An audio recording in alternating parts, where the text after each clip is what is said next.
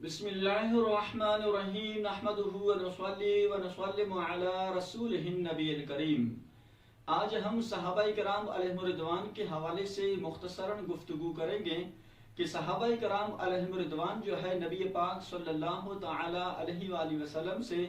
کس قدر محبت کیا کرتے تھے اور نبی پاک صلی اللہ تعالی علیہ وآلہ وسلم کی تعظیم و توقیر کس طرح کرتے تھے۔ تو اس سے آپ جان سکیں گے کہ واقعتاً جو ہے وہ جس انداز کے ساتھ نبی پاک علیہ السلام کی صحابہ کرام علیہم الرضوان ادب و احترام کیا کرتے تھے اور نبی پاک علیہ السلام سے محبت کیا کرتے تھے، وہ اپنی مثال آپ ہے۔ صحابہ کرام علیہ الرضوان کی سیرت کو اگر عشق مصطفیٰ صلی اللہ تعالی علیہ وآلہ وسلم کے پہلو سے مطالعہ کیا جائے تو واقعتاً پھر روز روشن کی طرح عیان ہوگا کہ صحابہ کرام علیہ الرضوان نے نبی پاک صلی اللہ تعالی علیہ وآلہ وسلم سے عشق و محبت کی معراج پائی ہے، اور صحابہ کرام علیہ الرضوان نبی پاک صلی اللہ تعالی علیہ وآلہ وسلم کا ادب و احترام اس طرح کرتے کہ جب بھی صحابہ کرام علیہ الرضوان نبی پاک صلی اللہ تعالی علیہ وآلہ وسلم کی بارگاہ بے کس پناہ میں حاضر ہوتے تو صحابہ اپنی گفتگو کا انداز یوں کرتے کہ فدا کا ابی و امی یا رسول اللہ صلی اللہ علیہ وسلم، یعنی کہ یا رسول اللہ صلی اللہ علیہ وسلم میری ماں بھی آپ کی ذات پر قربان اور میرا باپ بھی آپ کی ذات پر قربان، یہ کہہ کر اس کے بعد صحابہ جو ہے وہ اپنی گفتگو کا انداز کرتے تھے۔ اور اس حدیث پاک پر جس طرح صحابہ کرام علیہ الرضوان نے عمل کر کے دکھایا وہ بھی اپنی مثال آپ ہے کہ نبی کریم صلی اللہ تعالی علیہ وآلہ وسلم نے ارشاد فرمایا کہ لا یؤمن احدکم حتی اکون احب الیہ من والدہ وولدہ والناس اجمعین، یعنی کہ نبی کریم صلی اللہ تعالی علیہ وآلہ وسلم نے ارشاد فرمایا کہ تم میں سے اس وقت تک بندہ جو ہے وہ کامل مومن نہیں ہو سکتا جب تک میں جو ہے وہ اس کے باپ، اس کی اولاد اور تمام لوگوں سے زیادہ محبوب نہ بن جاؤں۔ تو اس حدیث پاک پر بھی صحابہ کرام علیہ الرضوان نے عمل کر کے دکھایا، اور صحابہ کرام علیہ الرضوان نے اپنا یہ نظریہ بنا رکھا تھا کہ ہماری اپنی جان چلی جائے تو ہمیں منظور ہے، ہماری اپنی زندگی جو ہے وہ چلی جائے ہمیں منظور ہے، ہماری اولاد کو کوئی نقصان پہنچ جائے وہ ہمیں منظور ہے، لیکن نبی پاک علیہ السلام کی ذات پر کانٹا چھبنا بھی یہ برداشت نہیں ہے۔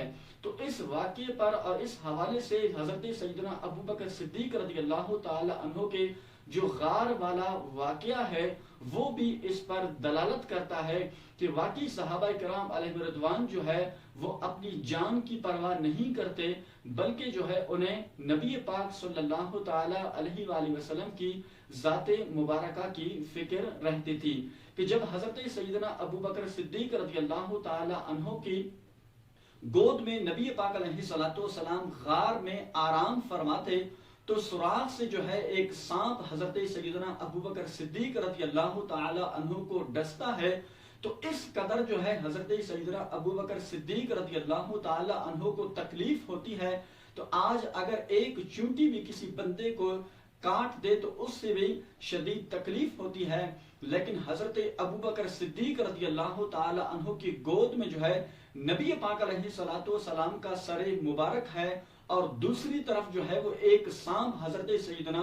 ابو بکر صدیق رضی اللہ تعالی عنہ کو ڈستا ہے، تو اس وقت بھی حضرت سیدنا ابو بکر صدیق رضی اللہ تعالی عنہ جو ہے وہ نبی پاک علیہ السلام کی تعظیم و توقیر، نبی پاک علیہ السلام سے محبت اس طرح کرتے ہیں کہ سانپ کے ڈسنے کے باوجود بھی حضرت سیدنا ابو بکر صدیق رضی اللہ تعالی عنہ وہ بالکل ہلتے نہیں ہیں، اس خوف کی وجہ سے کہ کہیں نبی پاک صلی اللہ تعالی علیہ وآلہ وسلم کے آرام میں خلل واقع نہ ہو جائے۔ تو جب تکلیف جو ہے وہ بالکل زیادہ ہو گئی ہے تو حضرت ابو بکر صدیق رضی اللہ تعالی عنہ کے آنکھوں سے جو ہے وہ آنسو ٹپک کر نبی پاک علیہ السلام کے رخسار مبارک پر جا کے گر جاتے ہیں۔ تو نبی پاک علیہ السلام جب بیدار ہوتے ہیں تو فوراً نبی پاک علیہ السلام ارشاد فرماتے ہیں کہ ما لک یا ابا بکر، یعنی کہ اے ابو بکر صدیق رضی اللہ تعالی عنہ تجھے کیا ہوا کہ جب سانپ نے جو ہے حضرت ابوبکر صدیق رضی اللہ تعالی عنہ کو ڈسا ہے اور شدت تکلیف کی وجہ سے حضرت ابوبکر صدیق کے آنسو ٹپک کر نبی پاک علیہ الصلوۃ والسلام کے رخسار مبارک پر جا گرتے ہیں، نبی پاک علیہ الصلوۃ والسلام فرماتے ہیں کہ اے ابوبکر تجھے کیا ہوا؟ تو اب جو ہے وہ اس وقت وہ ہنگامی صورتحال تھی، وہ شدت تکلیف کی وجہ سے وہ صورت تھی، تو اب جو ہے فوراً حضرت ابوبکر صدیق رضی اللہ تعالی عنہ کو یہ جواب دینا چاہیے تھا کہ یا رسول اللہ صلی اللہ علیہ وسلم مجھے سانپ نے ڈسا ہے اور اس تکلیف کی وجہ سے میرے جو ہے وہ آنسو نکلے ہیں، لیکن حضرت ابوبکر صدیق رضی اللہ تعالی عنہ نے اس طرح جواب نہیں دیا۔ اس شدت تکلیف کے باوجود بھی حضرت سیدنا ابوبکر صدیق رضی اللہ تعالی عنہ نے اپنی محبت کا اظہار کیا، ادب و احترام کے ساتھ جواب دیا کہ لدغت فداک ابی و امی یا رسول اللہ صلی اللہ علیہ وسلم، یعنی کہ یا رسول اللہ صلی اللہ علیہ وسلم میری ماں بھی آپ کی ذات پر قربان، میرا باپ بھی آپ کی ذات پر قربان، مجھے سانپ نے ڈسا ہے۔ تو آپ خود غور کریں کہ حضرت سیدنا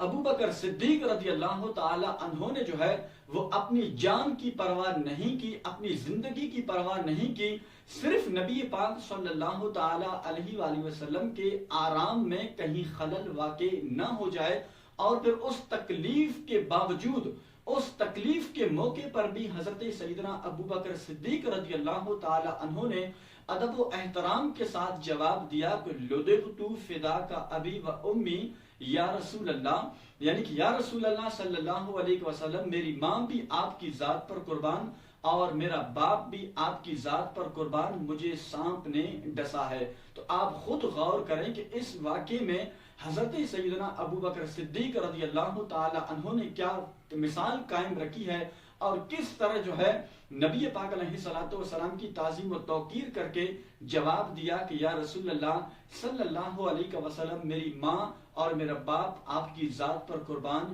مجھے سانپ نے ڈسا ہے۔ تو واقعتاً جو ہے صحابہ کرام علیہم رضوان اور حضرت سیدنا ابوبکر صدیق رضی اللہ تعالی عنہ نے یہ ثابت کر کے دکھایا کہ ہماری اپنی جان چلی جائے ہمیں پرواہ نہیں، ہماری اولاد جو ہے وہ چلی جائے ہمیں پرواہ نہیں، ہماری اولاد کو یا ہماری جان کو کوئی نقصان پہنچ جائے ہمیں کوئی پرواہ نہیں، لیکن نبی پاک علیہ الصلوۃ والسلام کی ذات کو کوئی کانٹا چھپ بھی جائے تو یہ ہمیں برداشت نہیں ہے۔ اسی طرح پر حضرت علی رضی اللہ تعالی عنہ کا واقعہ بھی مشہور ہے کہ حضرت علی رضی اللہ تعالی عنہ کی گود میں نبی پاک علیہ الصلوۃ والسلام کا سر مبارک ہے۔ اب جو ہے نماز عصر جو ہے وہ قضا ہو رہی ہے، سورج ڈوب رہا ہے، حضرت علی رضی اللہ تعالی عنہ یہ دیکھ بھی رہے ہیں کہ نبی پاک علیہ الصلوۃ والسلام آرام فرما رہے ہیں، نبی پاک علیہ الصلوۃ والسلام کا سر مبارک جو ہے وہ میری گود میں ہے، اب نماز بھی قضا ہو رہی ہے، سورج بھی ڈوب رہا ہے، لیکن حضرت علی رضی اللہ تعالی عنہ جو ہے وہ نماز قضا ہونے کے باوجود بھی، سورج ڈوبنے کے باوجود بھی نبی پاک علیہ الصلوۃ والسلام کو بیدار نہیں کرتے کہ کہیں نبی پاک علیہ الصلوۃ والسلام کے آرام میں جو ہے وہ خلل واقع نہ ہو جائے۔ تو جب جو ہے سورج ڈوب چکا تھا، نبی پاک علیہ الصلوۃ والسلام بیدار ہوئے، تو پھر اس کے بعد نبی پاک علیہ الصلوۃ والسلام نے ارشاد فرمایا کہ اے علی اب تو بتا کہ تو نماز ادا کر کے پڑھے گا یا پھر قضا کر کے پڑھے گا۔ تو حضرت علی رضی اللہ تعالی عنہ نے عرض کی یا رسول اللہ صلی اللہ علیہ وسلم اگر ادا کر کے پڑھیں تو زیادہ ہی اچھا ہے۔ تو یہاں پر ایک صحابیہ جو ہیں حضرت اسماء رضی اللہ تعالی عنہا، وہ کہتی ہیں کہ بالکل جو ہے وہ سورج ڈوب چکا تھا، تو نبی پاک علیہ الصلوۃ والسلام نے یہ ارشاد فرمایا کہ اللہم ان علی ان عبدک علی کان فی طاعتک و طاعت نبیک، یعنی کہ نبی پاک علیہ الصلوۃ والسلام نے دونوں ہاتھ جو ہے وہ اٹھا کر کہا کہ اے اللہ بے شک تیرا بندہ علی جو ہے وہ کان فی طاعتک و طاعت نبیک، بے شک حضرت علی رضی اللہ تعالی عنہ جو ہیں وہ تیری بھی اطاعت میں تھا اور تیرے نبی کی اطاعت میں بھی تھا، فردد علیہ الشمس، اس پر تو سورج کو لوٹا دے۔ تو حضرت اسماء رضی اللہ تعالی عنہا کہتی ہیں کہ سورج واپس جو ہے وہ طلوع ہوا اور حضرت علی نبی پاک علیہ الصلوۃ والسلام نے پھر سے وہ ادا نماز پڑھ لی ہے۔ آپ خود غور کریں کہ صحابہ کرام علیہ رضوان جو ہے وہ نبی پاک علیہ الصلوۃ والسلام کی تعظیم و توقیر کس طرح کرتے تھے، نبی پاک علیہ الصلوۃ والسلام سے کس قدر عشق و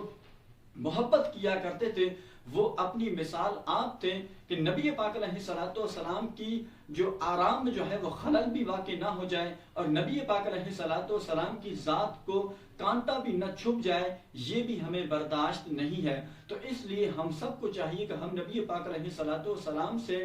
اپنی اولاد سے، اپنے عزیز و اقارب سے اور پھر سارے لوگوں سے جو ہے وہ زیادہ محبت وہ نبی پاک علیہ الصلوۃ والسلام سے کریں، تو انشاءاللہ عز و جل اس کی برکات ہمیں دنیا بھی میں ملے گی اور اس کی برکات ہمیں آخرت میں بھی ملے گی۔ اللہ کریم جل جلالہ کی پاک بارگاہ میں دعا ہے مالک کریم ہم سب کو عمل کرنے کی توفیق عطا فرمائے۔ وآخر دعوانا ان الحمد للہ رب العالمین۔